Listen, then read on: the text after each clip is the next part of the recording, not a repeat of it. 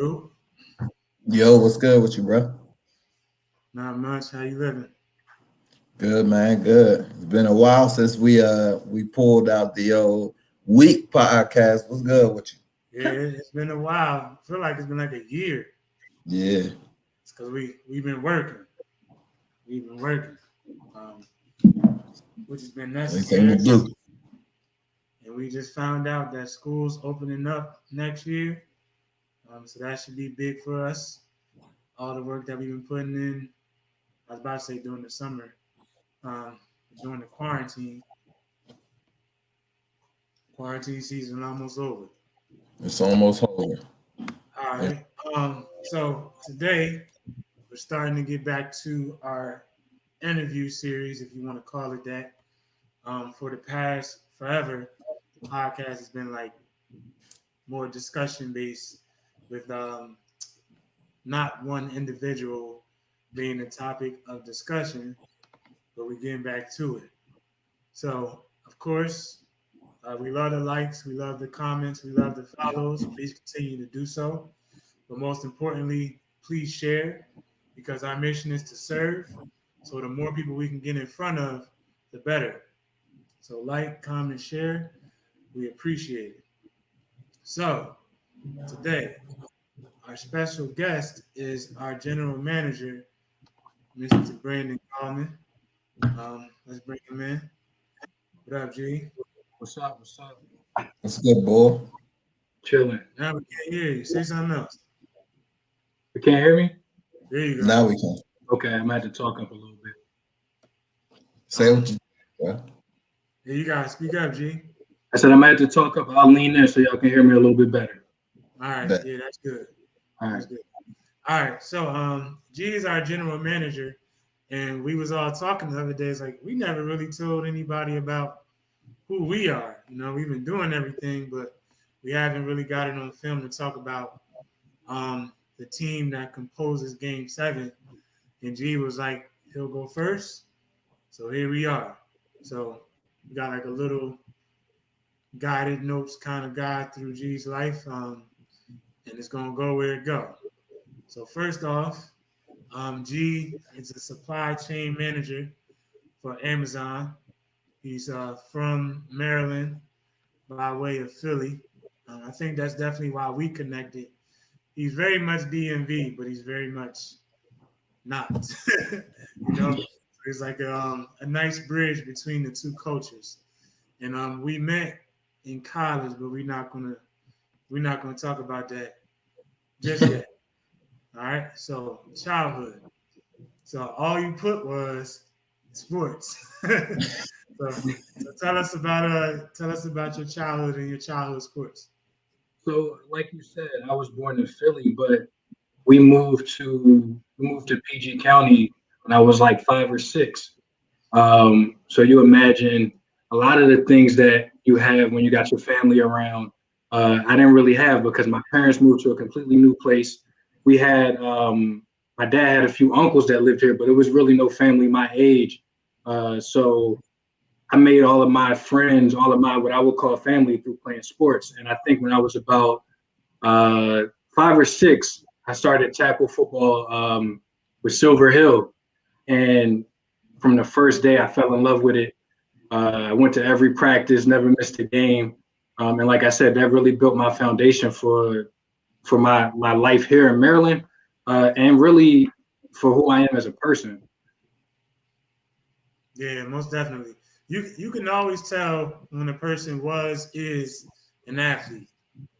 It's just Yeah, especially a football player. That's more unique than all the other sports, I believe. And you can tell a basketball player too. They're different though. besides It's a little their height, different. yeah, they're a little Yeah. more casual. They're a little more casual kind of person. Um, but dope, and that's really how we all connected through Hmm. football. Hmm. Which is unique. And really, I feel like really all my friends, my close friends, are former football teammates. It's like when you're a kid, they tell you football is like a metaphor for life. And the Mm, older you get, the more you realize it's true, whether it's helping your teammate out or being down and not giving up, being in a tough situation. So I think that's why I really fell in love with it and still love it to today. Yeah, I would agree with that, man. Like, I think childhood sports is definitely something that is so beneficial to children. I know a lot of people like, well, they just need to have fun and it's too competitive, but like, you know, that is what our society is, and it also teaches you at a younger age. Like, if you lose, it's okay to lose. Like, well, it's not okay to lose, but what you gonna do? Like, are you gonna come back? Are you gonna quit? You build relationships. You learn that it's okay to come together with people that may not be like you, but come together for a common goal, and figure out issues. So like, yo, like, and I would agree with you, Malcolm. Like, a lot of my friends are people that I usually were teammates with, and Mhm. it's just a bond that you know, you go through so much constant struggle with someone and things like that. It's like a bond you really can't break, or I don't know. It's just something you really can't describe for real. Yeah. Agreed. You paid a different kind of price, you know. Um, Especially like once you make it to high school and college, and you got to do preseason. That's Hmm. Yep. that, that 2 weeks for like 2 years. You don't know what day it is, and that's what I really remember. Meeting G and Ray and Marcus was from lunch during With sound. preseason. Yep. Remember Ray was singing that song. Whoa, whoa. We was like, yeah, what song is that? We could not That's figure nice. out what it was. That's like my first memory with y'all was sitting with y'all in the calf. We had no Hmm. idea what day it was, and Ray was confusing us, singing his hype songs. Let me pull this back up. I noticed I got all these presentations. I had the wrong name up there. All right, boom. So moving on to high school. There we go. All right. So high school, you always got good grades. Before I was a teacher, I would think that was a normal thing. Hmm. Um, but that's most definitely not a normal thing. Most definitely not a normal thing. So let's spend some time there and talk about what drove you to get good grades. Like, what made you make the decisions that a lot of the students we work with today don't make?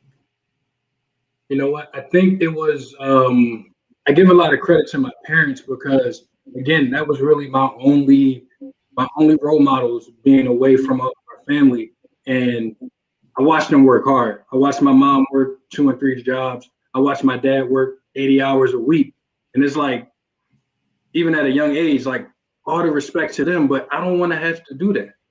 And they told me, you don't have to do that if you get good grades. That's the first step. Get good grades, get a scholarship, go to college, and figure out something better. And I listened to that as a little kid in elementary school, but then I realized as I got to high school, it became that much more important because you're getting closer to being an adult. You're gonna be in the real world.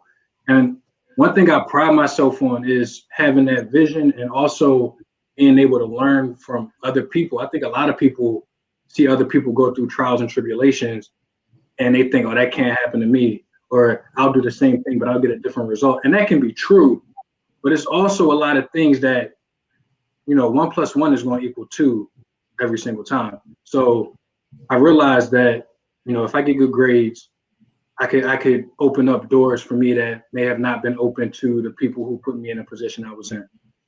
Mm. So, was that something that was developed in you, or do you think that was something that you just have, or something that you just had? I think it's a bit of both. I think part of it is just who I am as a person. But then again, my parents stayed on me. The cool thing about my parents, and y'all know them, it's like it's not a lot of rules, but you got to get your job done. So if you get your grades right, there's no bedtime, as a youngin. If you get your grades right, your friends can come over.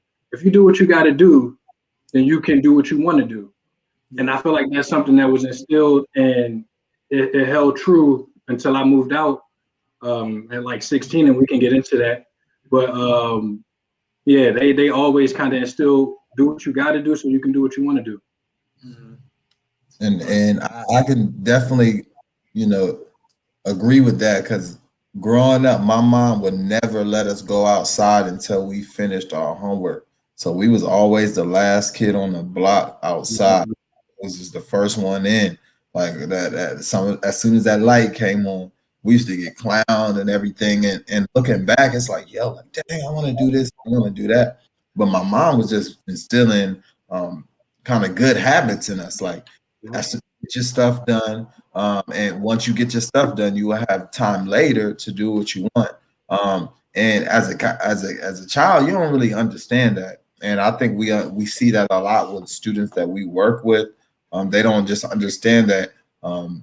A lot of times, people just like, I don't want to do this type of work, but they don't realize that the curriculum or whatever you're learning may not be the thing that you're actually developing or going to keep your whole life, right? It's the habits. It's doing things that you don't want to do, even though you have to do them. And a lot of times, people just say, "I don't want to do it," so and I'm not going to do it. And I think learning that skill, and just like you said, your parents telling you that, like, yo, like you can have freedom in the world if you just handle your responsibilities. So that gave you a little bit more incentive, and myself a little bit more incentive to do what you have to do because you understood like things came better, and it was more beneficial when you were on top of your game. Mhm. I agree. And I think the other thing, the more I think about it, and we're all the same way, like I don't like to lose. And that might be playing a game. It might be, when I say playing a game, playing Xbox, PlayStation, it might be on the field. I ain't want to lose in the classroom. And I know I didn't necessarily have to be the smartest person, but I'm definitely not coming with C's and D's and E's. You know what I mean? So that was another thing that really motivated me. Yeah, I've never been cool with that. Like, Mhm. see, bro.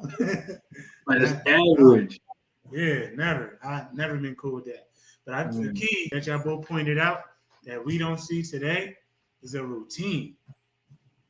Like I had a call earlier with some people I work with, a little kid and their parent, and like they had no idea what was going on. Mhm. You feel me? And this a teenager. It's like had absolutely no idea. And the school year is almost over. So parenting, and it doesn't have to be a parent. Um, like I know what our coaches or our organization used to do. You wasn't allowed to play in Pop Warner if your grades wasn't like you had to turn your report card in. I forgot about that. But now in the high school sports system, you can have like all you gotta do is pass. So you can have all D's, all That's 64%. crazy. And it's possible for you to pass the year. You can get 3 D's going into term 4 and still pass. That's And, crazy. and what makes you think you're gonna get an A coming from 3 D's? And that automatically makes you pass, right? But at the same Mhm. time, that's not the school's responsibility, you know? Of course. Um, but it's very, very discouraging to see that not be important to the masses. And then it's also tough on the other side for like people like us who were good students because it makes the transition from high school to college that much harder. Mhm. It's like you really like a C student, but here you're a 4.0 student, right? Or maybe you are a real 4.0 student, but you really don't know what it's like to actually earn it. You know, like it's just a blessing for us to see a kid do their work. Like Right. you did it, you did all of it, you tried to fix it, boom, A, you know, and you just effort your way through the school system. That's what happened to Rick Ross. He always talks about that. The real Hmm. Rick Ross, not the rapper Rick Ross. Yeah. He just got pushed through the school system because he was a good kid. So they overlooked him. And he played tennis. He was really good. But when it came time to get a scholarship, couldn't get it because of his test grades. His grades. Yeah. He had good local school system grades, but his scores was trash because he never really learned. So he couldn't get his scholarships. So then one day he was at the courts. He kept going to the courts because he didn't go to school. And he kept seeing these dudes with all these chains on, right? And then one day he walked up to him and was like, yo, little man, you want to learn how to get these chains? He's like, yeah. And then one thing led to another. He got those kingpin. Yeah. Right? So and then when he made it to prison, he learned how to read and write in a month. So just imagine if there would have been some teacher or some system that actually made him earn it. If you were smart enough to make billions back then illegally, imagine what kind of things you could have did legally if you had some support. You know, kind of a tangent, but it just talks about how kids can get lost. And how important the support system is, like whether it's in the school or at home, when you got people that teach you and hold you accountable and you take it in, that's when you really maximize your abilities. Yeah, 100%. Because it's possible, but it's highly unlikely for you to hold yourself accountable as an adult if nobody held you accountable in your younger years. You know? Right. Right. And that's why a lot of our students are it hurts to see them grow up, bro. It hurts to see them grow up. You know? It's like scary when they walk across that stage because they ain't never been held accountable. I went too far. So let's go back to high school. So you didn't make varsity your 10th grade year. You felt slighted. You worked harder. And you became one of the best players in the state by 12th grade. So tell us about that journey because I don't know nothing about that. 10th grade, I was on varsity. So I wasn't. All right, so I like how at the beginning you put like I'm DMV, I'm PG, but I'm also like there's some Philly in me, and I think a lot of that the biggest thing to me is like that chip on my shoulder, bro. Like I don't like when people doubt me, but I also don't mind proving what I can do. And not to make any excuses, when I went to high school, I was always a year, or really throughout school, I was always a year younger than everybody. So in 10th grade, I think I'm maybe 13, 14. And Ray, and y'all met Earl, Day, all of my homies now, they were on varsity and they were starting and they were cooking. And I'm like, I want to be with them. But I guess physically I wasn't ready, probably mentally just not understanding the game at that pace. And that 10th grade year, it really like changed my motor as it relates to football. Like I remember after that season, and we didn't have a good season as a JV. I think we might have won 1 or 2 games. But after that season, bro, like I changed. And like I said, it was probably a mix of me getting older. I went through a little growth spurt. I think I gained like 40 pounds in a year. So I went from like 115 to 165, 170. But I was in the gym every day, workouts in the summer every day. I'm staying later. I'm on the track, I'm on the field. And 11th grade, made varsity, started most of the games. I think I tore my meniscus 11th grade. So that was a setback. But even with that, again, that following off season probably went from 170 to 185. By the beginning of the season, I was starting on both sides of the ball. Got hurt again my senior year. I ended up missing 3 games, but even with missing 3 games, I made first team all conference. I made second team all county, and had multiple scholarships offers. I went to LaSalle, which we can get into, but I had some good offers on the table. And I think all of that was because that 10th grade year, I just felt like, damn, they don't see me. Like I'm out here, I'm doing everything everybody else is doing. I'm putting my all in. And like I said, I probably wasn't ready, but you couldn't tell me that at 14. And I used that to power me through high school. And I think that same mentality, again, is what I use today. Like, I don't like to be in a room where people think that I can't do something. And if I can't do it, I'm going to figure it out. If it means enough to me, there's some things I don't care to do. But if it's something that I take pride in, I'm going to figure it out. And that's the first time I can really remember that feeling and then seeing that result over months and over years. Yeah, and I can relate to that. Being younger, because that's like me too. We are the three youngest out of the circle. Mhm. But my birthday's in August, so that's why I made sure Nas gets that extra. His birthday in September, so he's the oldest in the grade instead of being the youngest in the grade. You know, I made sure I made that decision because that year is big. That year Yeah, is big. I always wonder how things would have been if I got that extra year, and more so just for the mentality, Mhm. just because like college was different. It was real different and I really felt younger. That was the biggest thing. Like I just felt younger, even younger than all of the freshmen. But at the same time, that was also an advantage because we played up in like right. everything My whole life, right. our entire life, you know. So that definitely resonates with me.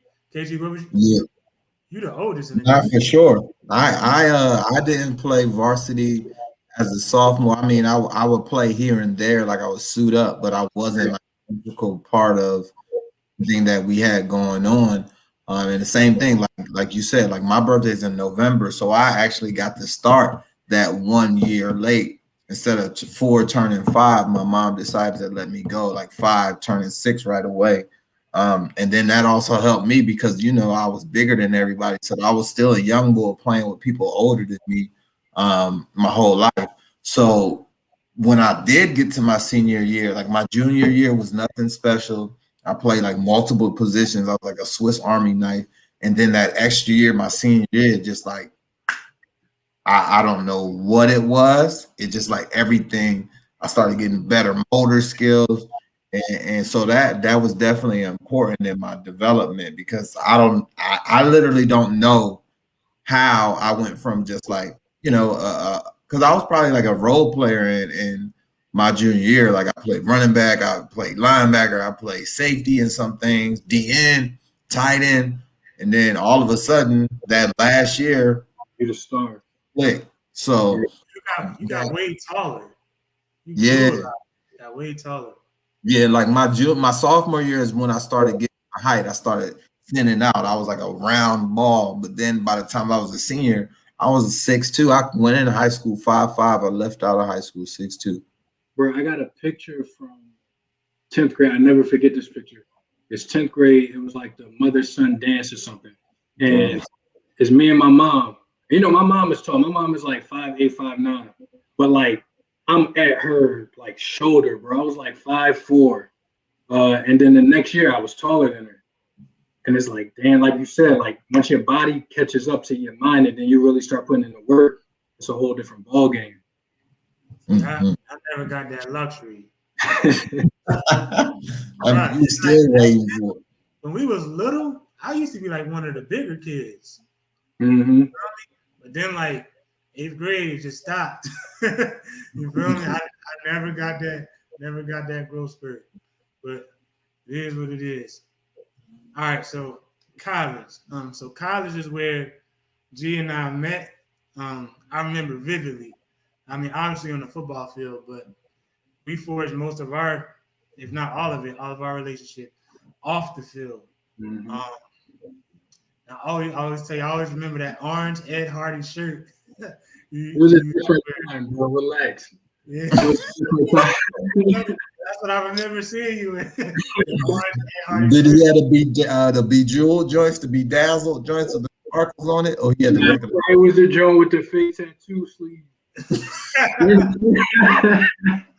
Now, I wouldn't say nothing to you if you had the fake tats on, bro. You about to get on board. Oh man. But we took who was the lady, the press accountant, the pretzel It lady. was accountant.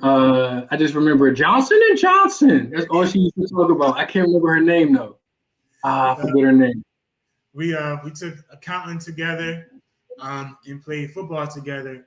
But Hmm. immediately I noticed that he was very smart. And I also noticed that he wasn't like a nerd. Because like I mean, obviously you are a nerd, but you don't Right, right. carry yourself that way. And that's been something that was always like a clash for me. Like I was always really, really smart, but I wasn't like really, really nerdy. Like I hung out with a lot of troublemakers and other kids who was smart, but they didn't really show it. So I immediately gained an appreciation for you. And I'll let you elaborate on this, but after our experience at LaSalle, primarily with football, and just like it didn't really feel like a culture overall that we wanted to stay in, we decided to transfer together too. So tell us how you ended up at LaSalle, and talk about your experience at LaSalle. So how I ended up at LaSalle, I alluded to it earlier. I had a couple different offers coming out of high school. I don't think I even ever like applied to a college outside of where I got offers. And for some reason, I was like, so Ray and Marcus, they went on a visit and they called me like, yo, it's lit up here. Well, they ain't say lit at the time, but it's tight up here. They said they're gonna let a lot of freshmen play. It's a young program, so you're gonna have playing time if you come up here and do your thing. The coach said they're still looking for players. We gave him your number. They're gonna call you. And I think I got a call. I talked to Coach Jackson, who probably got a lot of people to come because he was just that cool. And then I think I talked to Coach Miller and ended up just making that decision. I think what helped me make that decision was like, all right, my boys are going, two of the best people on the team. So I know at the very least, we're going to go up there and ball out.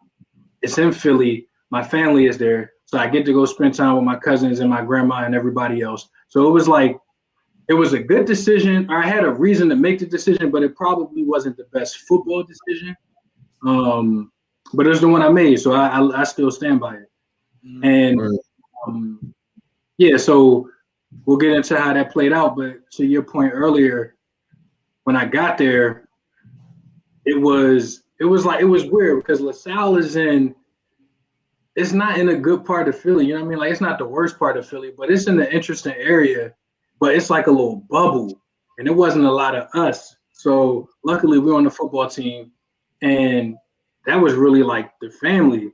And then for all of the players that were on the team, I think it was only a couple of us that had the same major as me, and it was basically you.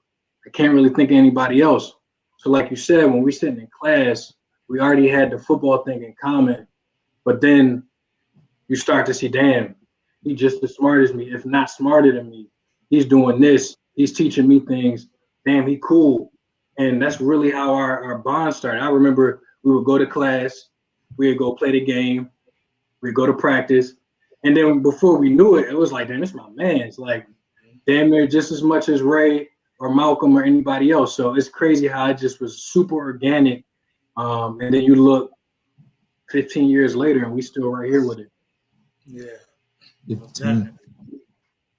What were oh my bad. What'd you say? I was gonna say, what were some other schools that had offered you? I know from experience just being your boy, I know William and Mary was really high on your list, which I kind of wish you picked there so I can trash you. But what were some schools on the list?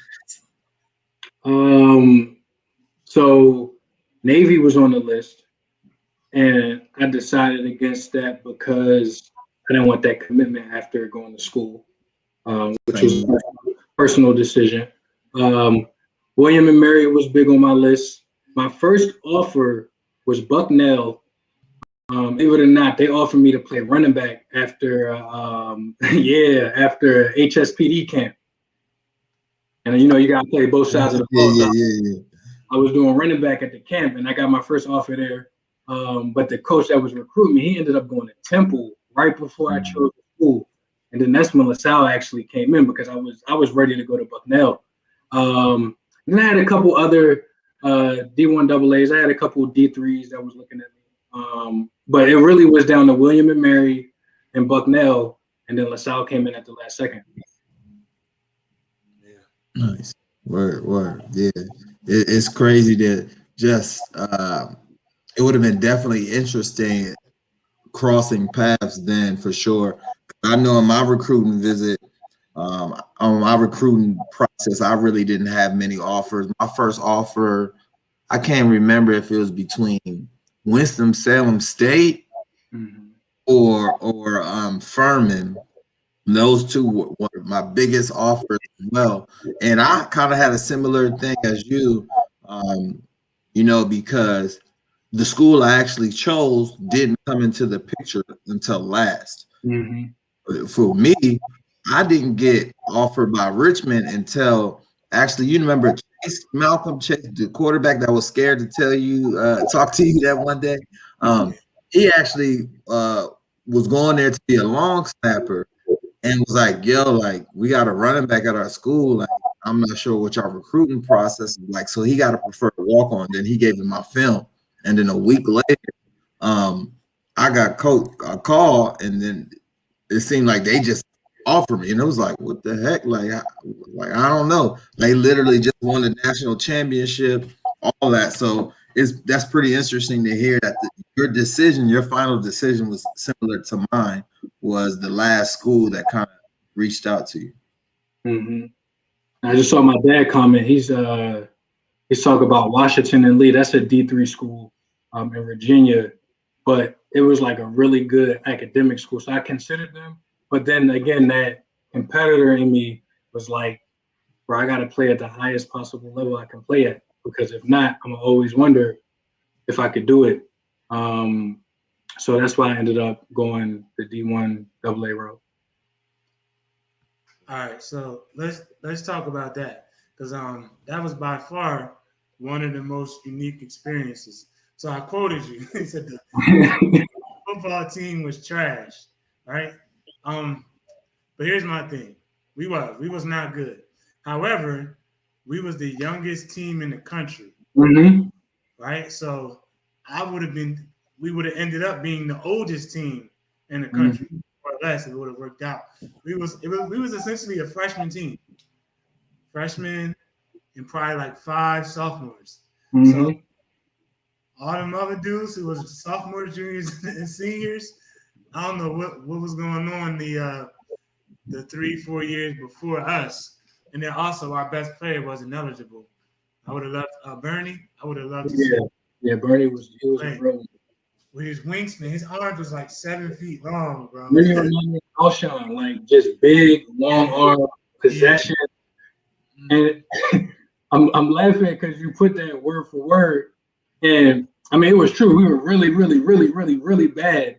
But I meant more like the experience of one being bad, but then like basically they gave up on us and they being whoever made the decision to eventually cancel the program because like you said, I feel like whatever was going on before we got there was Yeah, changing.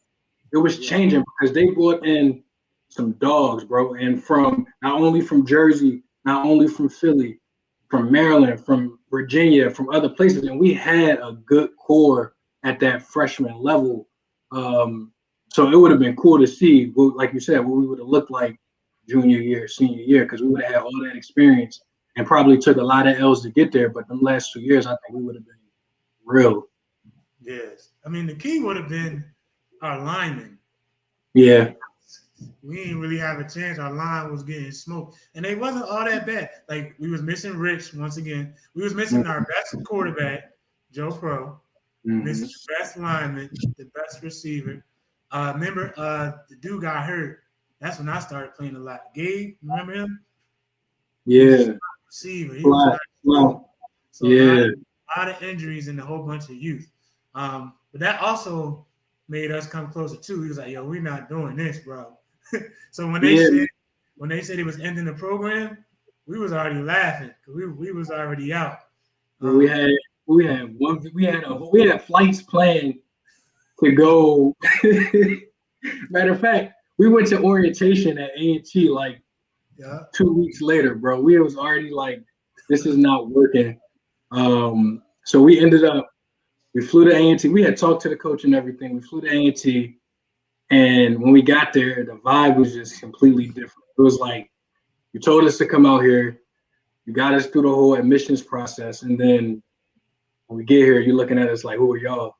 So I remember I had an A&T ID and everything. ID and everything. Yeah, it was crazy. Yeah, Howard was the last minute, like literally. Howard was Howard was over Christmas break. We literally applied Christmas break and started spring January. semester. Yeah, Yeah, crazy. yeah, that was unique. That was Yeah, unique. All right, so let's talk about Howard, as much as we can. So right. that was a uh, that was a unique experience.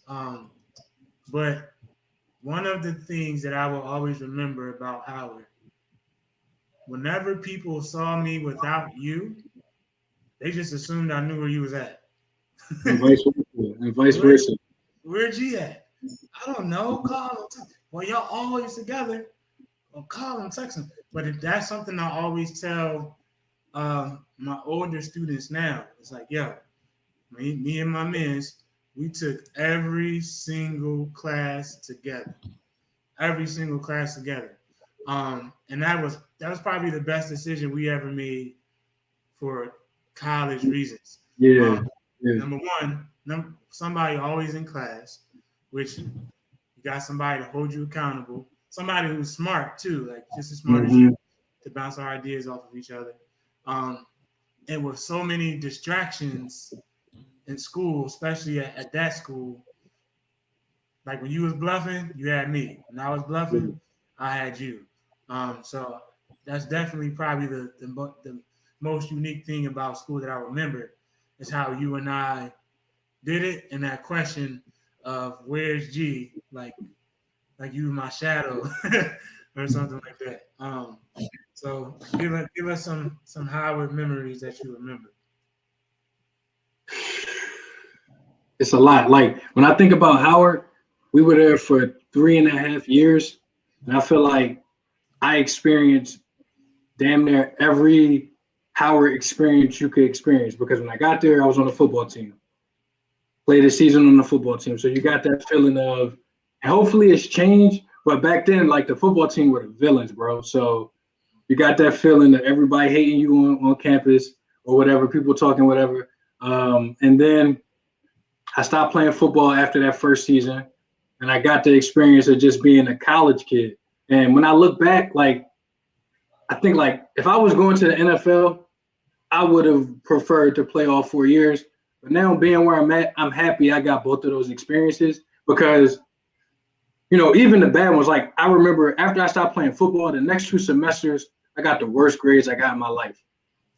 And for all that I talked about before about getting good grades, I don't know if it was the freedom or the distractions. Like I said, I think the first semester after football, I got like a 2.7.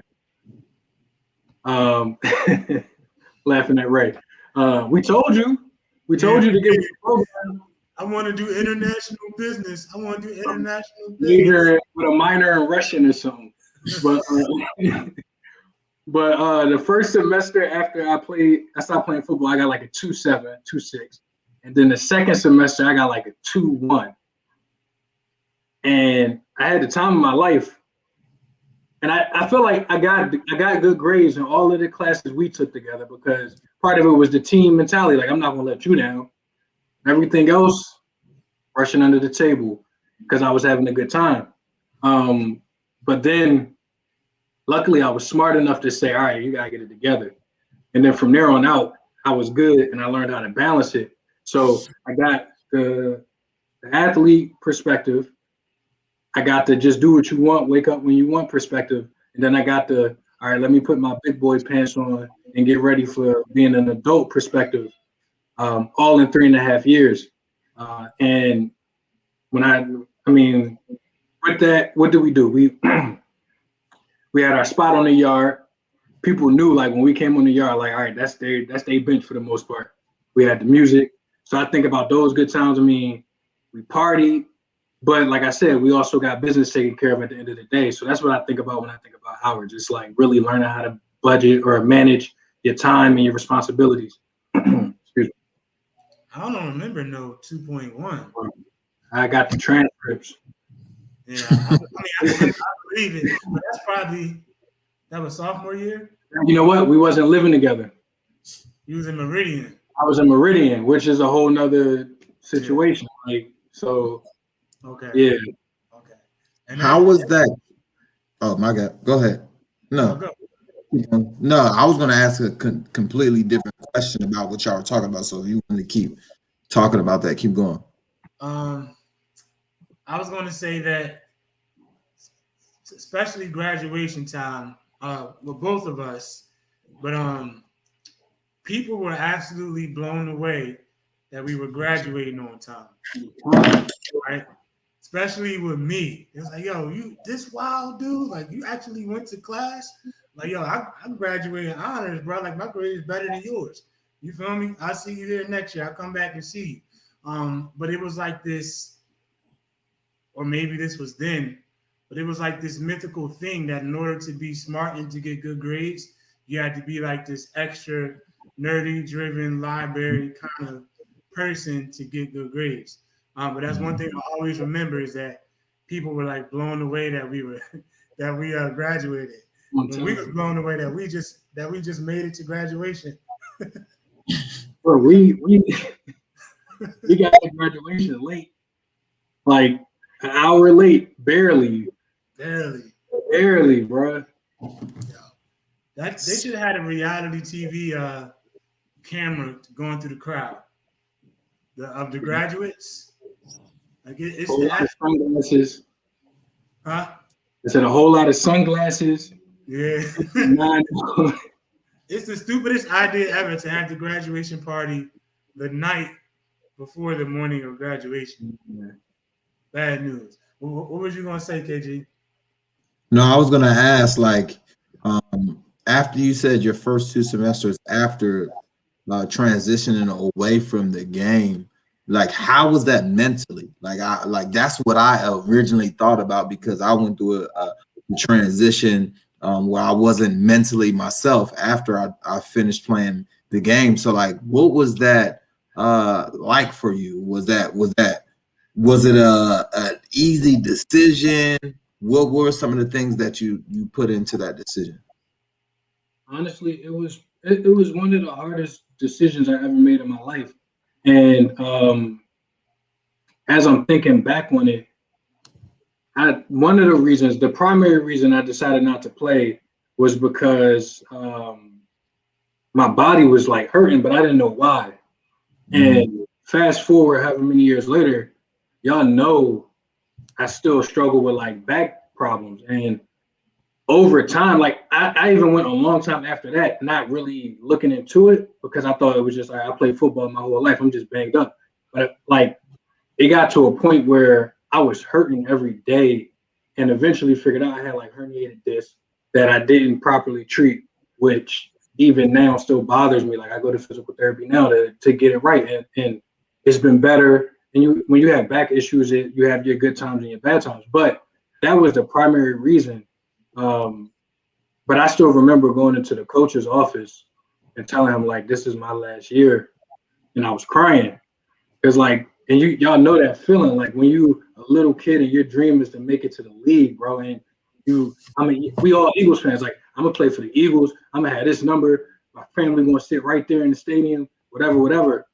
And you choosing to say, I don't know what's worse because I didn't really experience the other way. But like, I realized some people, whether it's at high school or at college, like they don't have a choice. Like, this is your last game, and then I chose that. And it was tough, bro. It was tough. Um, but it felt like the right thing to do at the time for a few different reasons, and I don't regret it.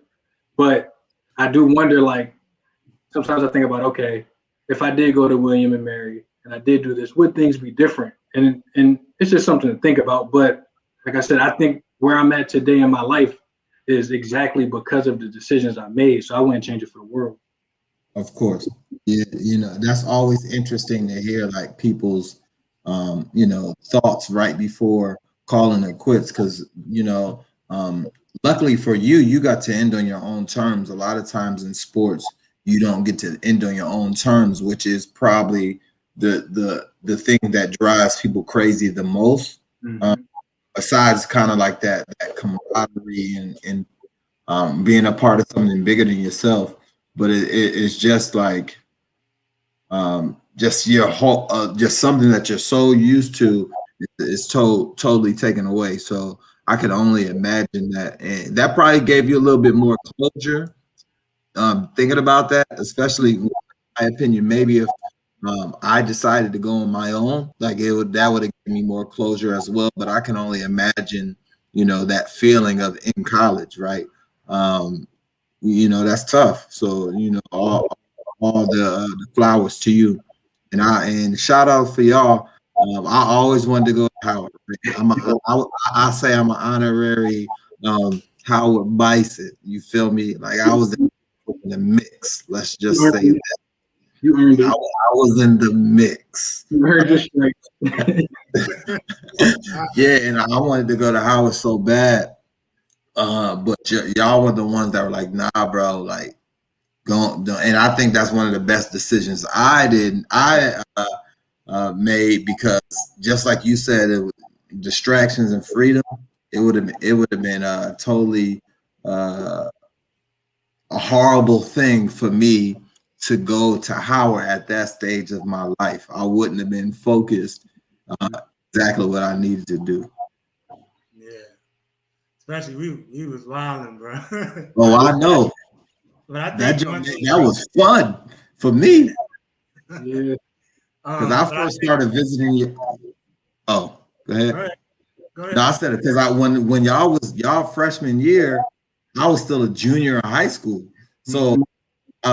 when I was coming there, and I went to a boarding school in the middle of nowhere, so I was, yo, what's good? I'm in the like when I was serving mix a lot, yo. I'm in there telling people I was a recruit for 2 years. Like, yo, you don't know that I'm not a recruit, yo. Bruh. Real loud. Real. But I also think like what made it easier because I left football before them. I knew from the beginning of the Mhm. season, like, oh, this ain't it. They ain't doing it right. And I wasn't about to transfer again, like just chasing some pipe dream or whatever. Um, but I think number one, going to that school, which was not a football school, and then us having each other, like me, G, Ray, Marcus for his 2 weeks there, made it a lot easier to disengage from football. You know, it Mm-hmm. would have been different. Like if it was like a not even a powerhouse program, but just a program, all them coaches going. So there's a program with more of a culture. It would have been like more something to miss, but like it kind of gave me life. Like after, um, like that was hard, yo. Those was the hardest years of football ever, and not because Mm-hmm. of the game. It was just it took the fun. Everything away. Yeah. And I was gonna say, um, Kendall, I think one of the reasons why I did struggle with like my grades and everything after football was because I didn't have an identity. Like I was always the football player. You know what I mean? Like even when I was 5 and 6. So now it's like, yeah, I'm still me, but I don't have that football tag to attach myself to. To the point that even sometimes for a minute, a lot of our friends were still on the team, and it was just kind of weird for me to be around because it's like I'm not really on the team no more. I struggled with that, and I adjusted to it, and eventually, like I said, I got my stuff together. But um, that was definitely a tough time for me because it was like trying to create a new identity. Mhm.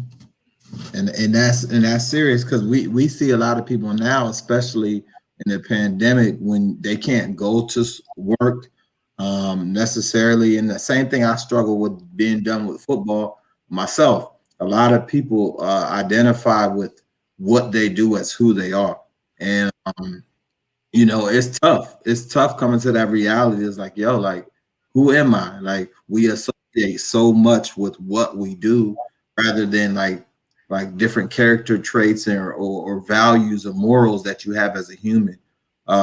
So yeah, man, like I can relate to you kind of wilding and doing what you wanted to do for 2 semesters, basically the whole school year, because like when I was done, like I was confused. Like what's next? Like, what do I got all this freedom. And another thing was football. We always had so much structure. Then at boarding school, you had so much structure.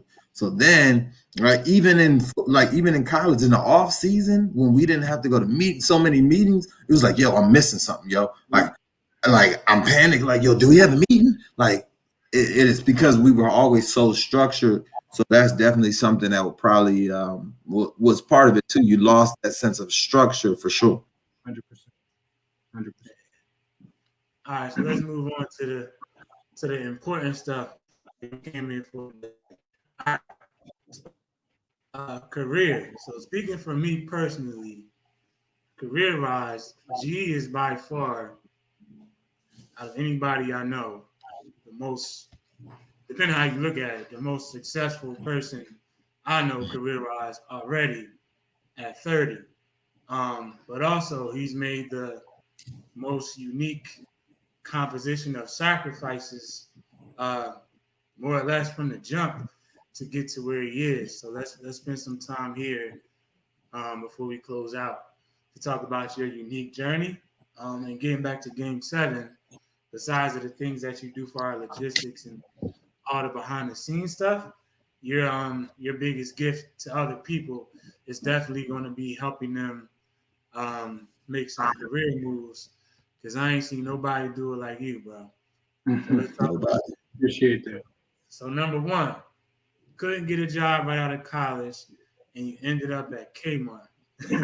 I remember them days after work. I was at Target. You was at Kmart. You carried your little laptop everywhere. It was like, yo, this is trash. So I'll give you the mic and walk us through your journey to where you are today, career-wise. So, all right. Whenever I think about career, it starts in Miami. It starts in Miami because our senior year, and I think KP is watching, hopefully, our senior year, we took a trip to Miami for spring break. And on that trip, I think I had one phone interview on the trip. And then I had a phone interview the day we got back to DC. And both companies, like huge, still to this day, like huge multinational Fortune 500 companies. And I think the one in Miami, I wasn't drunk, but I was probably up till 6 in the morning, and the call was at like 8. And then I remember we were in the hotel. I had to go into the stairwell to take the interview, and the echo was crazy. So everything I said, they were like, huh, huh, huh. So when I hung up, I was like, I'm not getting that job. Which hotel was this? When y'all was playing the guitar? It's the one on, what's that? Ocean, like right on the beach. One of the cheap joints. I don't remember what it's called. Okay. But one of the cheap joints. KP just left a comment. Because he had one too. He had an interview too. That's why I always remember. And we both just looked at each other like, we ain't get that one, but this trip will be fun. So when I got home, had another call. Like, I think we probably landed late on call it like a Tuesday night or something. And I had that call Wednesday. And again, I wasn't prepared. And fast forward to graduation, I'm applying everywhere. I think this might have been when the job market was messed up a little bit. And literally at graduation, I can't remember if I had the Kmart job or not, but like it was up to the last minute where I was looking like I'm not even going to have a job once I graduate, bro. And I remember I applied to so many different places. I drove out to Baltimore to be an assistant store manager at H.H. Gregg. Where I was just applying to anything just because I felt like I needed a job. And so when this Kmart one came through, it was like a relief. But like Malk said, he got the Target one. And to me, Kmart was like the D3 and Target was like the D1. So I would come home and I'd be looking at him like, man, this man, he on a full ride to Alabama. And I'm at a JUCO, right? And I mean, I hated that job, bro. Like every day at lunch, I would have phone interviews for other jobs. And long story short, when I look back on it, I I didn't prepare myself. No matter how good of grades I got through college, when it was time for me to perform, I wasn't ready. And that's why I didn't get those jobs. So now when I look back on it, it was a lesson. And the lesson is when you get opportunities, you got to be ready because you won't always you may not get that opportunity again, or you got to make your own way. So working this Kmart job, and I think I worked there for about 6 months. I told myself I can't do this, bro. Like money aside, I just it's not me. This is not what I went to school for. Um, and I told myself, all right, I'm a prepare my resume. I'm gonna go back to Howard for the career fair and see what happened. I went to the career fair as a graduate and ended up getting an offer from L'Oreal, but it was in Jersey and not like close to Philly or close to New York. It was like smack in central Jersey. I had really never been there, but I remember getting a train ride up to Jersey, going to the headquarters, and I'm thinking this for an interview, and they're talking to me like, "This is your office, this is your team." So like halfway through it, I'm like, "Man, I think I got this." So by the time I got home, I got my first what I would call a real offer, and I packed my stuff up and I was out.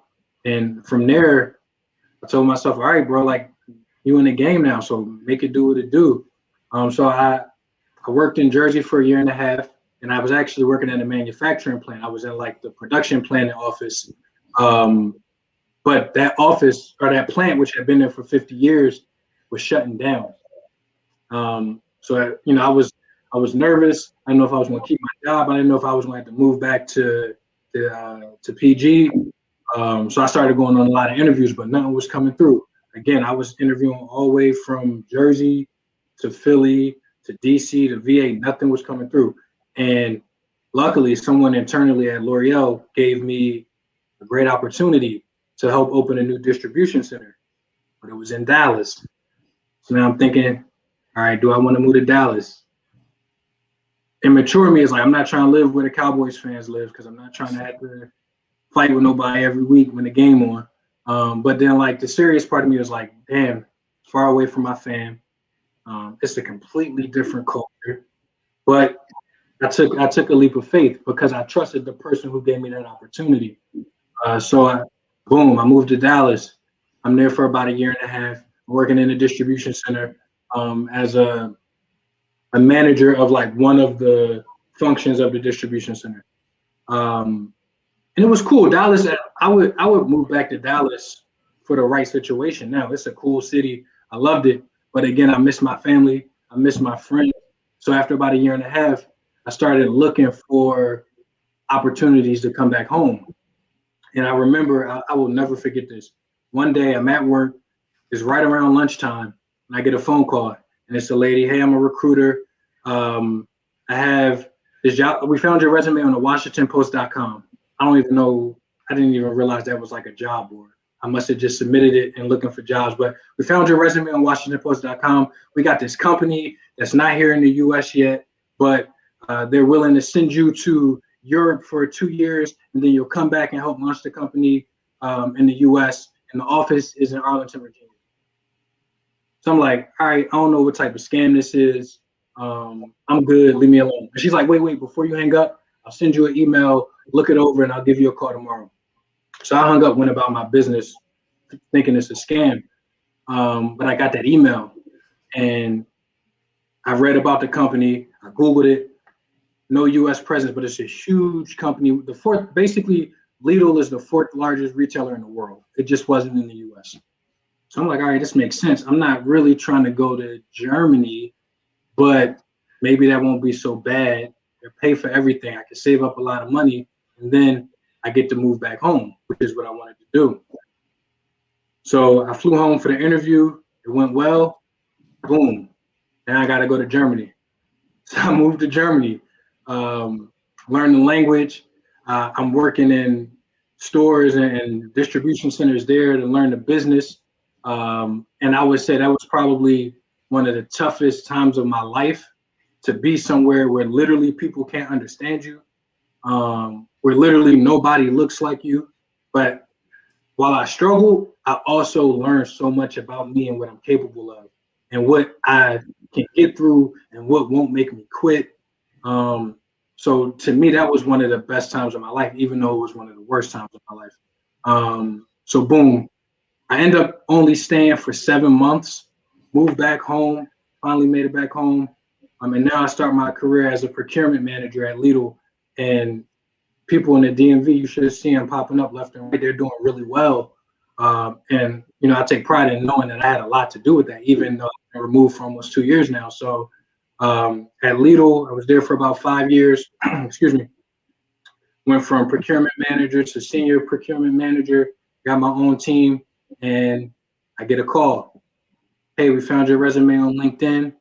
Uh, we think that you could be a great fit for this opportunity that we have. We're Amazon. Boom. Say no more. Say no more. So, I'm thinking like everything you read in the paper, Amazon is one of the worst places to work, but they pay well. At this point, I have uh, a 1 year old who has a really good career, and we sit down and we talk about what this can mean for our future. We just bought a house. We just a year removed from buying a house, um, but we thought about it and it made sense. So in 2019, I moved to Seattle. Start with Amazon as a senior sourcing and procurement manager, which is where I am now. And past 2 years, it's been tough. They work you just like every other company, but you get to do some amazing things. Right now, I'm responsible for a lot of the sourcing and procurement efforts for the Amazon Fresh store. So if you do your Googles, you'll see it's a grocery store that we opened with a lot of technology in it that makes shopping a lot different than any other experience you can have. And again, I take pride in saying that a lot of the decisions that made it into that store, I either made or had an impact in making it happen. Um, and about halfway through there, COVID hit, um, which offered the opportunity for us to come back home. Now we're back in DC or in the DMV area. Um, and, over 10 years, you can see I've made a lot of sacrifices. I was away from family. I was away from friends. I was alone. I did some jobs that I didn't necessarily want to do. Went to a different country, and all these things to make it to my end goal. And I'm not there yet, but I think the goal is really to learn as much and enjoy as many experiences as you can, and really stretch your comfort zone. Because I always wonder how people can be born in one place and live in that place and never aspire to go other places. It's one thing to not be able to, and I get that, but some people are just okay with their block, and that's never. I could never understand not wanting to see more. So I'm been fortunate enough to be able to see more, but also get myself and my family and hopefully my friends closer to freedom, however we define it. And that's really my goal. I want to be able to do what I want to do when I want to do it. And like I said, I'm not there yet, but all of these decisions have helped me to get closer to that. Uh, Yeah. let let's spend some time there. Gonna say something, KG? No, I say yeah. That's a beautiful journey. That's what I was saying. Yeah, let's spend some time there. So this is where like G's secret weapon is that you'll never know what he's capable of until you know. You feel me? Because like he's not gonna tell you. He just gonna do what he do and he gonna do it. Then you check back on his progress and he's gone. But the biggest thing that I see, it was just perpetual motion. You kept moving, like literally and figuratively. And like speaking for myself and watching you on your journey, like Kmart was hard for you and Target was hard for me because it's like, yo, damn, we did all that for this. Mm-hmm. And it was so simple but so difficult. And it was like, and now that I look back, yo, I was definitely depressed at that time, yo. Because I haven't the feedback that I get from the story. Number one, don't have a kid too early. Like I wasn't. I mean, I guess I was, but I made it a non-negotiable. I couldn't move around like you did. Number one, and number two, I really didn't. I didn't want to. Like kid or no kid. But like all them job applications, applying. No, no, no, no. Hundreds, hundreds, Right? hundreds of applications, bro. If not more than that. And I know when I got my second job, I only lasted there for a week. So I was like, yo, I'm not doing that again. So I hit Mhm. the streets. So for like 3 years, I ain't had no job. I was getting how I live, figuring it out. But you decided to go this place, like places that nobody wants to go. You Yeah. feel? Nobody wants to go to the middle of Jersey or no Germany, Seattle. All these they're not supreme destinations. But you kept moving, you kept moving, you kept moving, you kept moving, and then you was also prepared. Like opportunities was coming your way. So something I tell people who are struggling with their job and they can't move up or they can't get another job, they're not over delivering. Like you was getting them calls because you had the level 3 job, but you was performing at level 3, level 2, and level 1. Like yo, I Mhm. see Gallman over there. He doing his job so good, and he helping this person, he helping that person. I'm gonna call him. Right? You didn't even have to interview. Like they handpicked you from the masses. So that's the big thing that I saw about you. You were willing to make the sacrifices wherever, wherever it was, and you also over delivered and continue to do so, and you never took a step backwards. And it's kind of hard to explain without getting too personal, but it's like you absolutely killing this career wave, bro. Like from the absolute beginning, and it's so dope to see you get there so early. But it's also even doper to know, like, yo, this is so small for you. Mhm. What you're going to Mhm. do. Number one, it's not even going to involve no job. Don't care about no success rate, no, no income level. Like just the fact that you were able to get to a point to where 99% of people never going to get to. Like just to highlight, I don't know, he don't want to get stuck here, neither do I do. But G's a 1%er. Like you would never know. Like For them, sure. people Yeah. talk about, he's just a regular dude with irregular accomplishments. And he's made it so early. So what would you say to people who are struggling career wise? Like what do you think the general person would be missing? Like what would you suggest to them if you had control over their next moves? So my thing is, even when you don't like your job, unless it's a situation where your boss is verbally abusive or there's some type of discrimination, work as hard as you can. Learn as much as you can. Find the people in your office that are open to teaching you because there's always at least one person that's Mhm. like you remind me of you or you remind me of me. um Let me show you this, and listen to that feedback and learn. Also, um even when you like your job, bro, like don't get too attached to a company. It's a mutually beneficial arrangement, and as long as you're doing your job and your job is compensating you appropriately, then that relationship can continue. But at the point that you feel like I want to look for something else, look. So when you're at your best, there's no harm in seeing what else is out there because it may be something that may change your life, whether it be financially or from a passion perspective.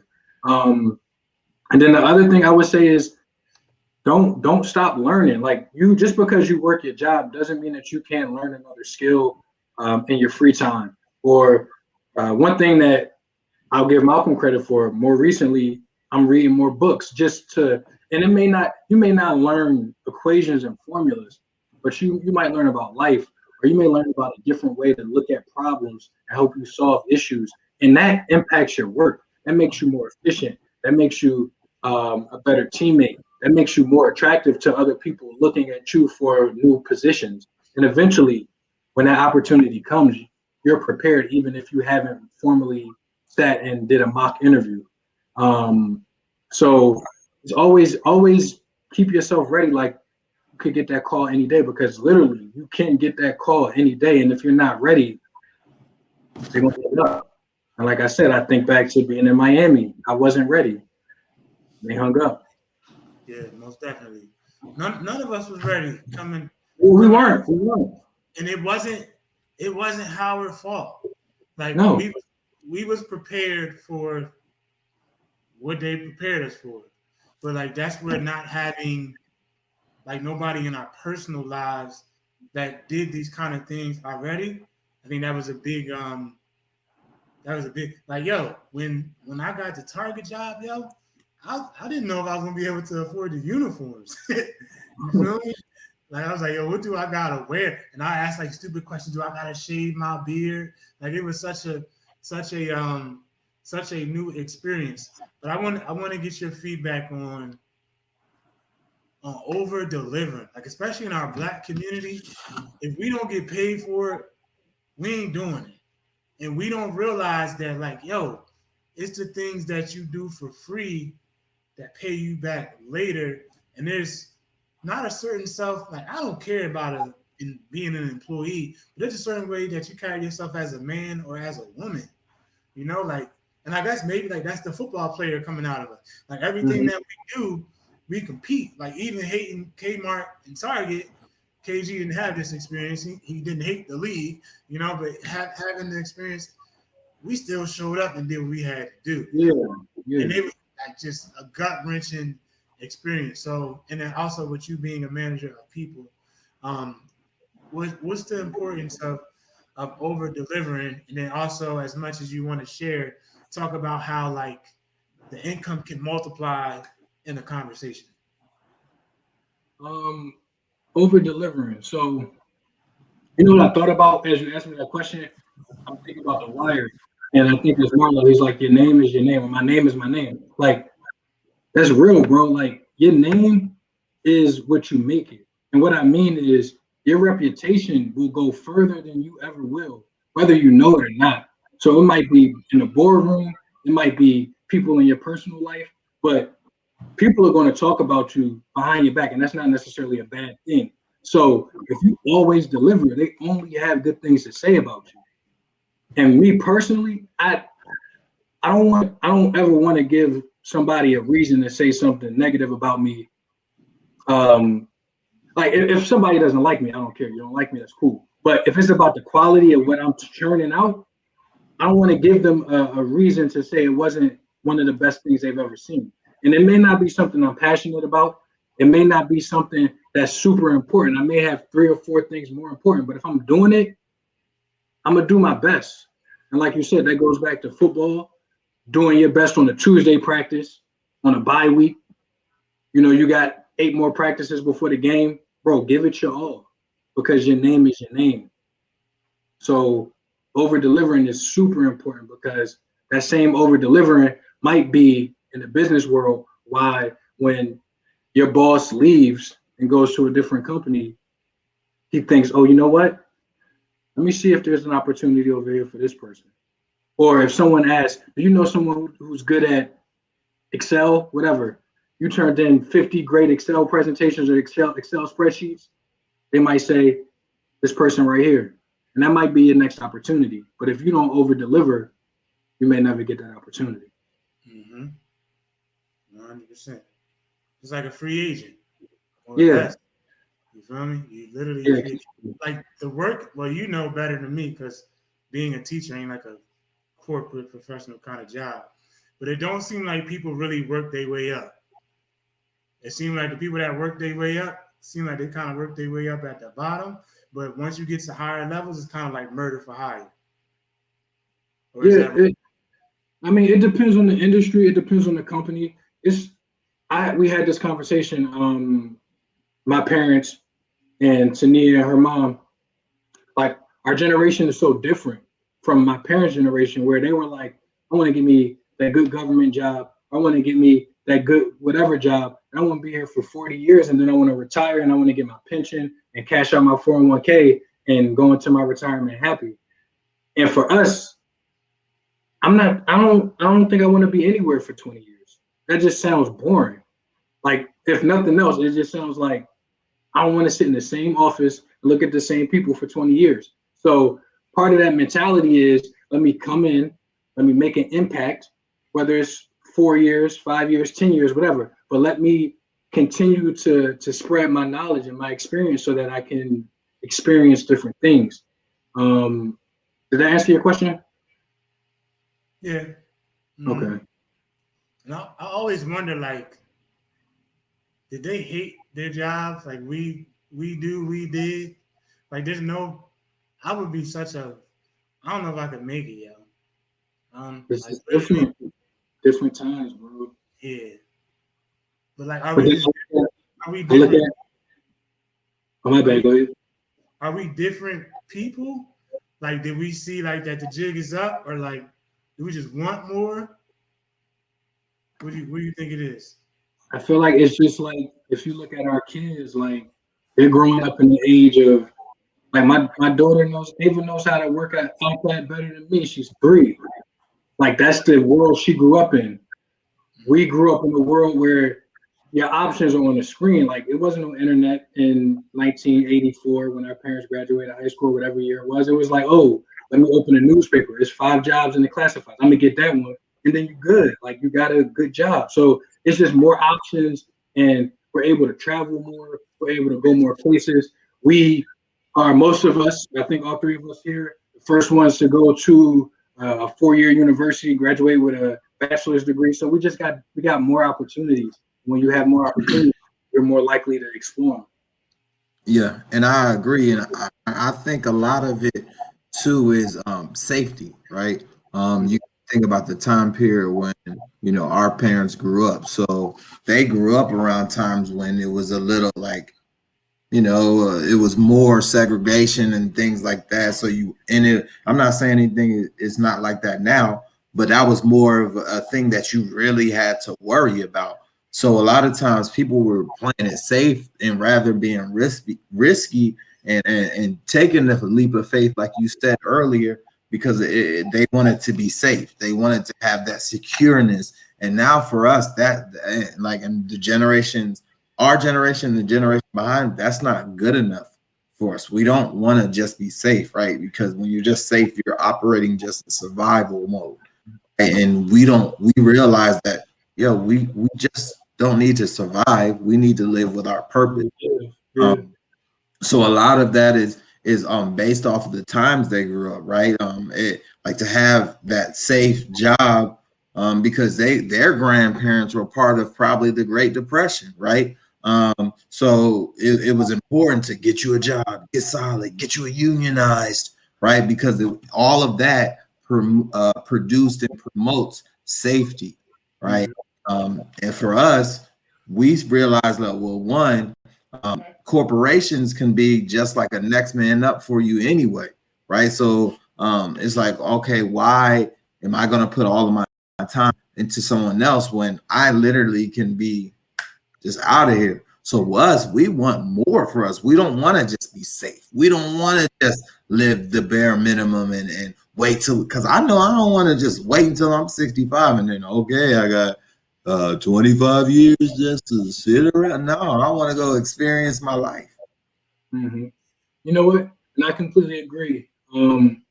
But again, just thinking through it, I will also say maybe my example, and you always take, you should take steps in a positive direction based on your previous generations. But my parents, they moved from Philly, and there's not a lot of people in our family that have. And there's nothing wrong with that, but they moved from Philly. My dad, y'all know my dad. My dad is the ultimate hustler, bro. If I tell you every job he had, we'd be here all night. So, whether it was through necessity or it was because he didn't like it or it's because he got a better opportunity, I got to see somebody who said, in order to provide for my family, I'm gonna do what I gotta do. And I'm gonna always take that next step up. So that's probably also been some of my motivation, just kind of subconsciously watching my parents move, make a foundation, and then continue to grind. Right. But as y'all were talking, I had to take a step back too. It's a lot of people that were killed to be where we already are. Mm-hmm. So I don't want us like some people ain't never had a good job. Like that's Mm-hmm. still Mhm. like a lot. Like think of a lot of our friends that's not in our immediate circle. Yo, people out here like you're not having a good time, bro. like even pre-pandemic, like just regular life, regular pre-pandemic life. Um, and I think like KG came out of school, went to the league. Like that's an extra unique path. G done been to all these different states and countries. An extra unique path. And I probably had the most normal um, kind of path, which still wasn't the most normal Right. um, with how I got there, especially with that. I always forget too. I had that 3 year gap, and I recovered so quickly. You Mm-hmm. know, but I think we were very prepared. So before we hang up, I think that's what I took from G. He was always prepared, like always very prepared. And he didn't ask for opportunities, he created them. Mm, So if you're somebody who may be struggling now, that means you're doing something wrong with yourself. Like I Mm-hmm. don't care how bad. Like one thing I don't trip off is like getting a job. I know for a fact if I lose my job today, I don't want to. I can get another job immediately. I get just because of how prepared that I am. So number one, what I got from it is education, not just math, science, reading, writing, but be informed. Like these days, better than any other time, you don't need no degree, but you gotta have some skills. Right? You Mm-hmm. gotta know systems. You gotta have some certain kind of certification. You gotta be either good with your hands, good with your mind, or good with both, and add value in some form of fashion. So if you may not be on this side to where you're ready to go from job to business or trade or wherever the next level may be, the first one is you gotta get prepared and get in the mix and be willing to make that sacrifice. That was a big thing too about G. Some people we all know very intimately. We all offer like, yo, you got to get out of Jersey, you got to get out of Philly, you got to get out of XYZ. Come out here, come to DC. Like you can pick up trash and make 60 G's, bro. Like literally, you can sleep on the couch, boom boom pow. But people don't be willing to do it. So I'm gonna let G close it out. But what I took from it is preparation and create the opportunity. And when it does present itself to you, it's probably not going to be winning where you thought it would be, but you got to be willing to make the sacrifices now so that you can reap the benefits later.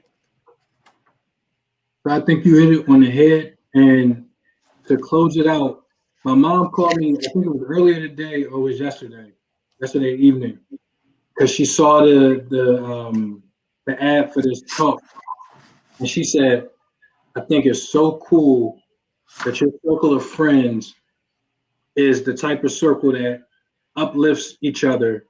There's no jealousy. There's not a lot of fighting. There's, like y'all have a different type of bond." And I know we talk about that a lot, but I also think that we may take it for granted because it's a lot of people who don't have this. And just as much as I feel like, I worked hard on my own to get where I'm at, I could think back to individual scenarios, or I could think about the whole journey and see how each of y'all have impacted me, whether it be, like you said, going through class together, or whether it be just being somebody I can call and talk to when I'm having a tough time, or if it's just us joking. But like that foundation as a whole is one that can change your life and uplift you when you need it. So I appreciate y'all so much. And I think we all just got to remember that, like you said, just like it may not be normal to be in the situations we are individually, it's not normal for a collective like this to come together. So that's why we got to continue to make it, as beneficial for ourselves, but for other people as possible. An example. yeah, I agree, man. Like sometimes we get caught up in that. And I just want to say one thing before we get out. It's three different types of things that I learned in this book right here. Unlock it.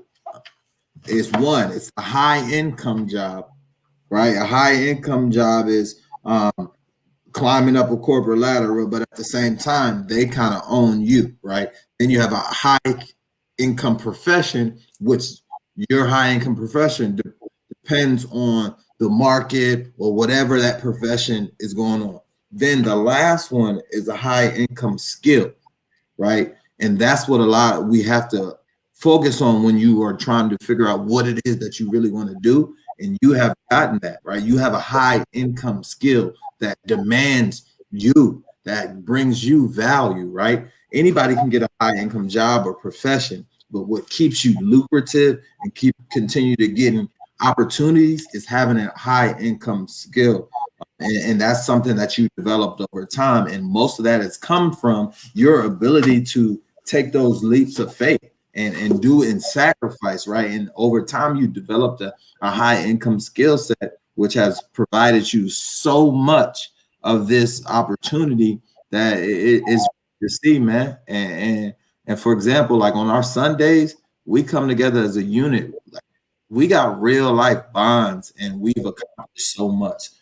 So I just want to give you your flowers, because as men, a lot of times we don't like to do that, especially men that look like us, because a lot of men that look like us live in that crabs in a barrel mentality. But I think that's one of the biggest things that help us succeed is everyone, it's like the videos, like the bench reaction. You see some March Madness just ended, but somebody make a move and the whole bench is going crazy. That's how our family is.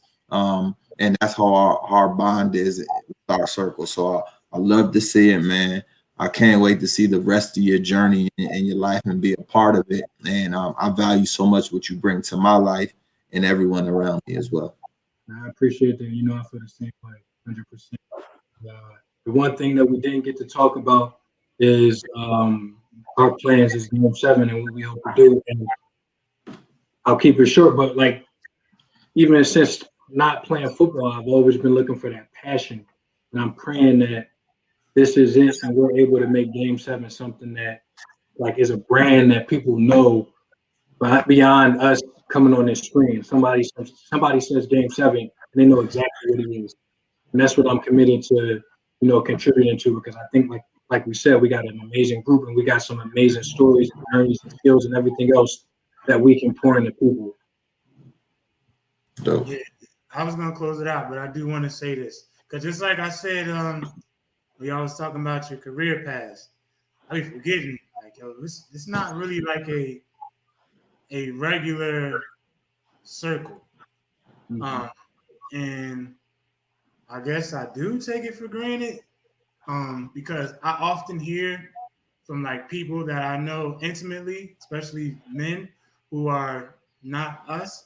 They always say, "Yo, Mount, I don't have the kind of friends that you have. I don't have the kind of friends that you have." And I remember one time Just was like, "Yo, but you gotta remember, like, how did we get this set of friends? Because we got way more friends than us that be on Game 7. It's like, yo, we all earn our keep here, and that's not no shade to nobody, but it's definitely something that I don't know. But then at the same time, I think that's what makes us us, because like, yo, this is all small. Mhm. Like to Miss Vicky, I don't be tripping off of what G did because I know what he really gonna do. You feel me? Hmm. Like this ain't nothing. Like this, if God willing, G got another 60 years left, and we still here, he severely underperformed. You got here. I know you bust your behind to get here, but you got here pretty easy, bro. Like this was just natural. You just had to pay the cost over the time. Like you got all of that experience to do what you're really gonna do. Um, so there's a tremendous value in a circle. But then also just realize to whoever sees this now or later, that circle has to be created. And it's not really the people that you necessarily bond with.